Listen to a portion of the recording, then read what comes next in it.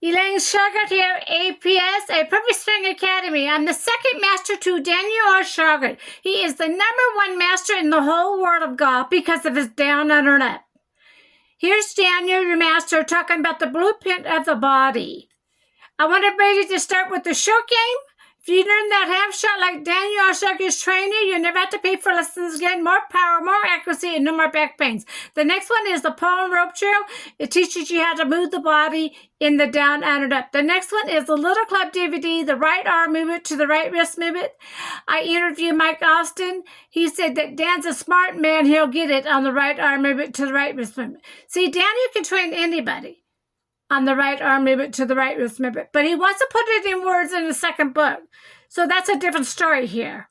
So Daniel had to go back to the golf course and study this. It took him several months. He finally came back to me saying, Elaine, I know how to put it in the words for students can understand. The down, under, and up, the right arm movement to the right wrist movement. Now, this is not for students that do not want to change their swing.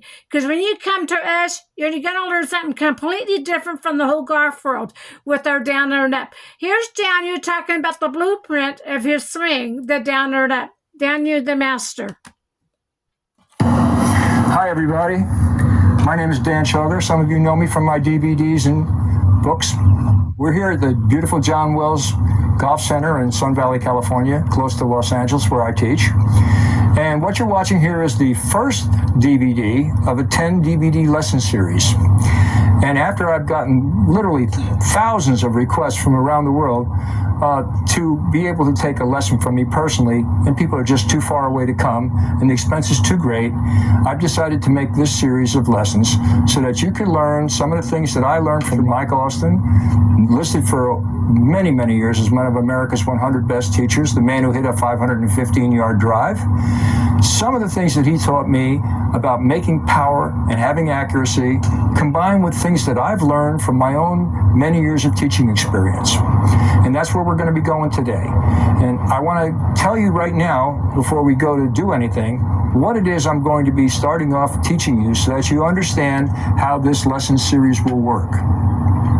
The very first thing I'm going to be teaching you is how the human body works, meaning I'm going to tell you what every single part of every hinge, joint, and bone in your body works, exactly how it works, what it can and cannot do, and then I'm going to teach you how we use those levers and joints as if they were fulcrums and power actuators to provide the most powerful leverage golf swing you could possibly make. This golf swing is totally engineered. It's very scientific. There's no question that it works the way I say it works. What I'm trying to do by putting this lesson series together is to give you, if you live far away, the ability to have lessons in the privacy of your own home. 24 hours a day, 7 days a week, and 25 or 100 years from now, someone could watch this DVD and find that your instructor is always in a good mood and ready to give you a good lesson. So that's my goal, and that's what we're going to start working on today.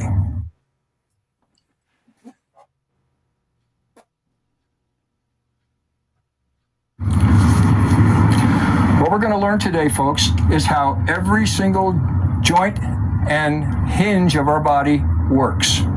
We can think of the joints and hinges in our bodies as levers and fulcrums, and each of these joints has a different function. We got to know what those functions are so that we can use them properly. If we try to use them improperly, they don't work very well, and we can also hurt ourselves. So I'm going to begin with the feet and go from there. The foot naturally is your base for your golf swing, and the lower bone of your leg enters the foot at the back of the foot, not in the center nor at the front, at the back of the foot, and that foot is free to work in a lot of different directions. The knee, though, is a simple hinge. It's sort of like the first joint in your finger in that it can move back and forth, but it cannot go side to side. It goes back and forth, and if you try to move it sideways, you're going to destroy the joint. The hip is a ball socket. At the top of the upper leg bone is a ball. And at the side of the pelvis is a socket that the leg goes into, and it can move in a variety of ways in a cone. In the center of the pelvis, the spine attaches. The spine goes into another sort of a socket in the center of the pelvis so that it can rock side to side and move a bit fore and aft. The spine is comprised of many joints that can move easily forward and backward. We can bend forward in a rounding of our spine, backward with an arching of our back, and a bit side to side, but not a lot. The spine does not have very much motion in a twisting manner. And one of the big failures in the golf swing is attempting to twist the spine. If you continue to try and twist your spine, sooner or later you do damage to it. Now, there's no reason to twist the spine in the golf swing, and we don't do that. Attached to the top of the spine is the chest, rigidly attached by the ribs that come from the spine around the body. We have a breastplate in the center that ties the upper ribs together, but the lower ones kind of float. Attached to the ribs in the front, we have two bones which are called collarbones, and they locate the shoulder sockets, which are not attached firmly to the body. Instead, there are two flat plates, one on each side of the back, that slide around on the rib cage. We're going to take full advantage of this ability of the shoulder blades to slide around on the rib cage to add some power and some size to our golf swing. Naturally, the neck is a continuation of the spine, and at the very top of the neck, there's another ball socket where the head sits, and that's called the atlas, and the head turns on it. Attached to the shoulders, we have the arms.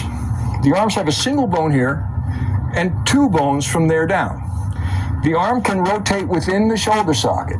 It's another ball and socket, and the arm can travel in a cone. It can travel back and forth and up and down. As long as it's within the arc of that cone, it can travel that way.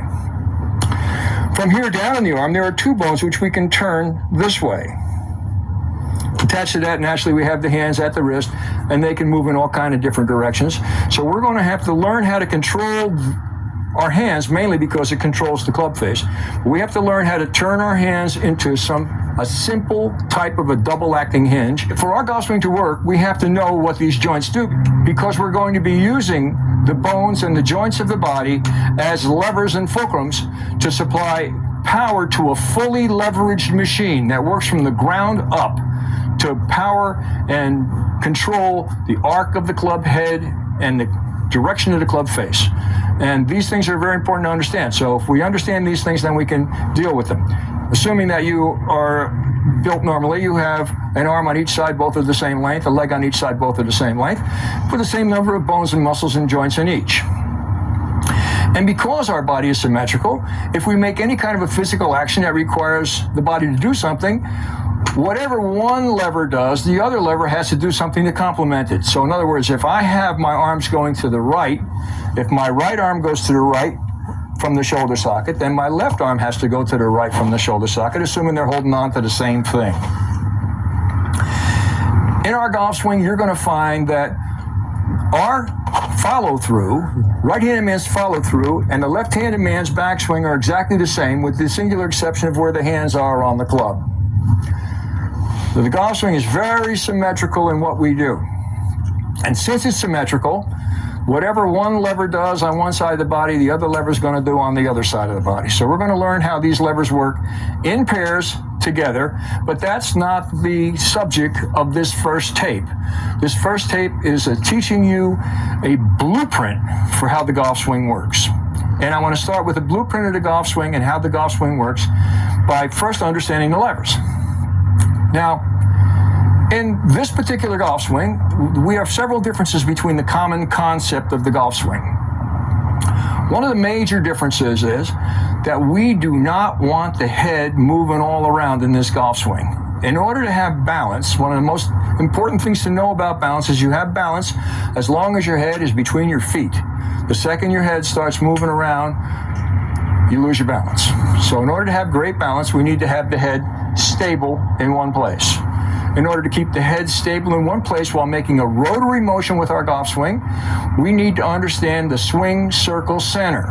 The swing circle center is a spot between your shoulders, on your spine, within your body, at the top of your spine, that stays stationary in space. And we're going to be able to turn in a fixed arc around that swing circle center.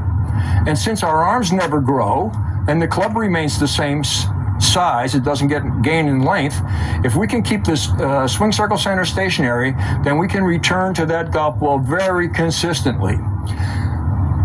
When we start dealing with maintaining a stable swing circle center, it brings into play a lot of what the body has to do to keep a stable swing circle center. The way the human body is constructed, because we have two legs, one on each side of the pelvis, if we try to keep the bottom end of the spine still, the top end of the spine moves.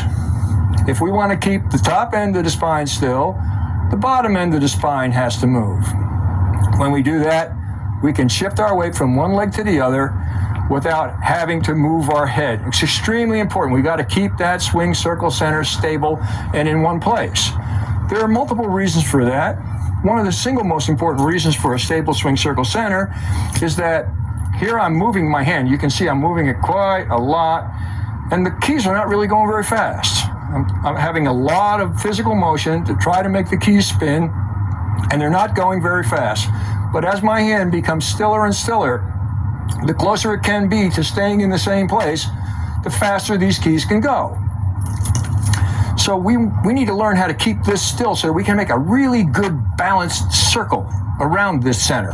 We don't want our head moving all over the place because it'll affect how we hit the ball. So in order to be able to move the lower end of the spine while keeping the top end